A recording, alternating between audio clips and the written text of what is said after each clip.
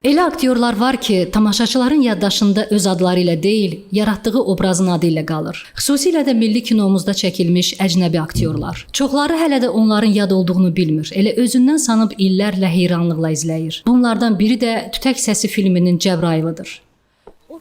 Cəbrayıl Əsgərov. Yarım illik əmək haqqı. 10.000 manat.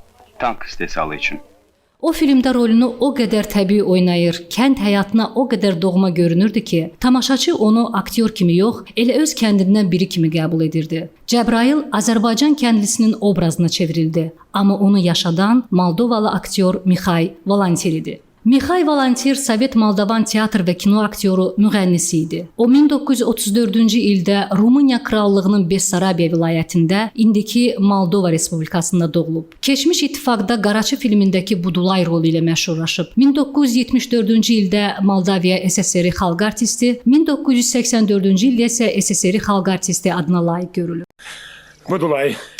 Qeyd edək ki, 1976-cı ildə ekrana çıxmış filmin ssenarisi yazıcı İsa Hüseynovun Saz və Tütək Səsi əsərlərinin əsasında yazılıb. Faşizm üzərində qələbə naminə hər cür çətinlik və məhrumiyyətlərə dözməyə hazır olan bu adamların vətənpərvərlik duyğuları fonunda səyalı ilə Cəbrayılın nakam eşqi göstərilir. Bütün hadisələr də məhz həmin əhvalat ətrafında cərəyan edir.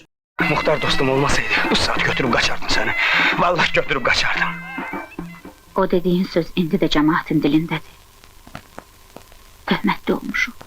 Əksər filmlərinə başqa ölkələrdən aktyorlar çəkmiş rejissor Rasim Ocaqov Tütək Səsi filmində Valantiri necə dəvət etməsindən bəhs edərkən bu aktyoru çox bəyəndiyini, rollarını maraqla izlədiyini bildirib. O müsahibələrin birində belə deyib. Valantiri bir Moldova filmində izləmişdim və aktyorluq məharəti çox xoşuma gəlmişdi. Onu dəvət edərək sınaq çəkilişlərində yoxladım və çəkiliş çox uğurlu alındı.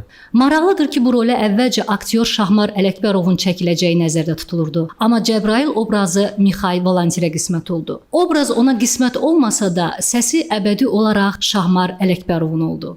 Rejissorun öz işi idi. Çox qüvvətli və istedadlı aktyorlar çox idi ki, bu rola çəkilə bilərdilər. İndi qismət Valantirdə imiş. Maliyyəni SSR-də Moskvadan alırdıq da biz. Orada filmimiz təsdiq olunurdu. İlk baxış orada olurdu. Xoş olmaq üçün, o dostluğu möhkəmləndirmək üçün hər respublikada bəli müraciət olunurdu. Başqa respublikanın sənətkarlarından. Belə bir tendensiya var idi. Cəbrayıl roluna gəlincə çox hörmətli, hamımız hörmət elirdik ona. Az danışan, çox mədəni bir insan idi, səmimi insan idi və rolunu da çox gözəl ifa eləmişdi. Elə yerinə də oturmuşdu obraz. Rasim Ocaqov bir çox filmlərində olduğu kimi bu filmdə də gənc nəslin yetişməsində böyük rol oynayıb. Bunu onun filmlərində oynayan gənc aktyorların sonrakı fəaliyyətində də görmək mümkündür. Şamil Süleymanov Cümri ilə Ötkəm İskəndərov Nuru, Xalidə Quliyeva Milli və Şükufə Yusupova Tutu ilə gözümüzün önündə canlanır. Bu aktyorların əksəriyyəti məktəb partası arxasından birbaşa çəkiliş meydançasına gəlib.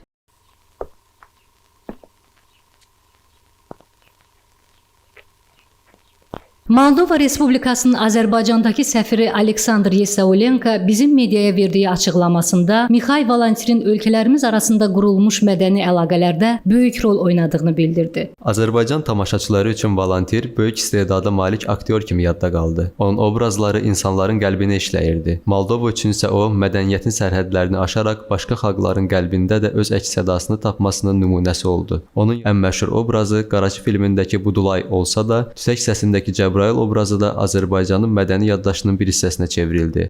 Bugün Mixay Valantiri xatırlayarkən biz yalnız böyük bir aktyoru deyil, həm də Moldova ilə Azərbaycan arasında dostluğun canlı körpüsünə çevrilmiş insanı yad edirik. Qeyd edək ki, Mixay Valantir 2015-ci ildə Kişinyovda uzun sürən xəstəlikdən dünyasını dəyişib. 2024-cü ildə aktyorun 90 illik yubileyi Moldovada təşkil edilib, filmlərindən ibarət sərgi keçirilib. Şəfiqə Şəfa, Sadiq Məmmədov, Bizim Media.